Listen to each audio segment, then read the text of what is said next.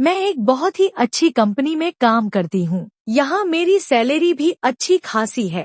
हालांकि मुझे समस्या इस बात से है कि मेरा बॉस मेरे सामने गंदे गंदे जोक्स मारता रहता है, जो कि मुझे बिल्कुल भी पसंद नहीं है। और फिर एक दिन मुझे अकेला देख उसने हद ही पार कर दी। ऐसे में मुझे समझ नहीं आ रहा कि मैं क्या करूं। हेलो दोस्तों, मैं 27 साल की अविवाहित महिला हूं। मैं एक मल्टीमीडिया कंपनी में काम करती हूं।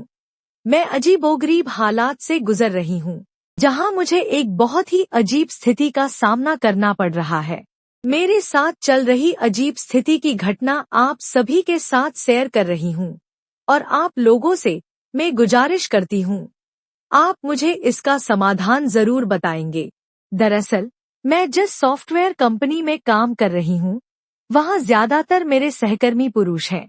वह न केवल देखने में काफी स्मार्ट, ऊर्जावान और मॉडर्न है, बल्कि मेरे साथ उनका व्यवहार भी काफी अच्छा है।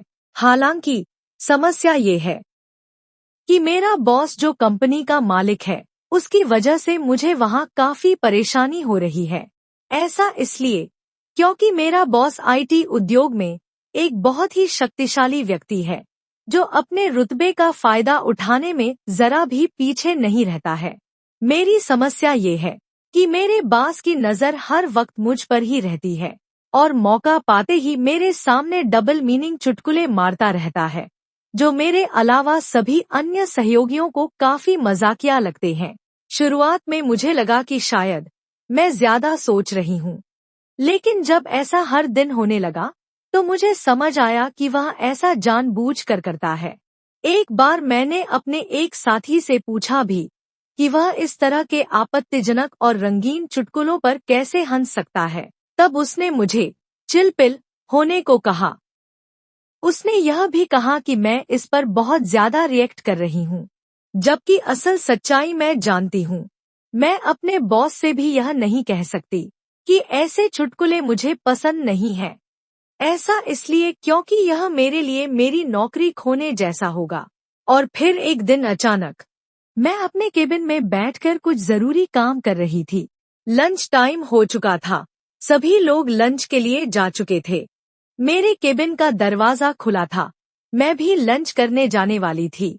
मेरे हाथ में कुछ जरूरी कागजात थे, जिनको मुझे पीछे रैंक में रखना था।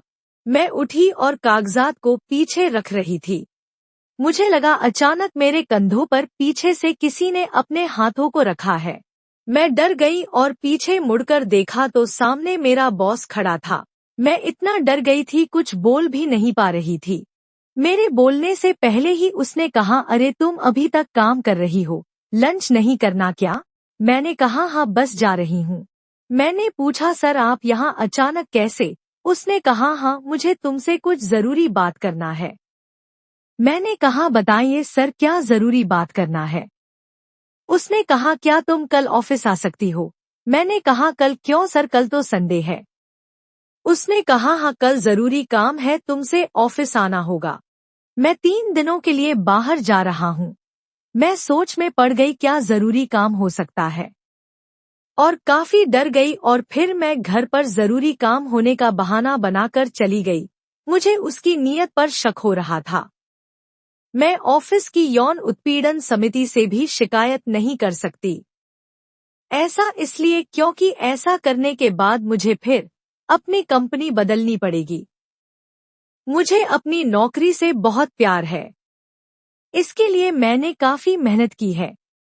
यहाँ मेरी तनख्वाह भी अच्छी खासी है। ऐसे में शायद अगर मैंने कुछ भी कहा तो मेरी नौकरी जा सकती है। लेकिन सच तो ये है कि ऑफिस का यह माहौल मुझे बहुत ज्यादा मानसिक तनाव दे रहा है, जहां मैं केवल मजबूरी में ही काम कर रही हूँ। अब मुझे समझ नहीं आ रहा है कि अब मुझे क्या करना चाहिए। मेरी कहानी लंबी है दोस्तों, ज्यादा शेयर नहीं कर पाऊंगी।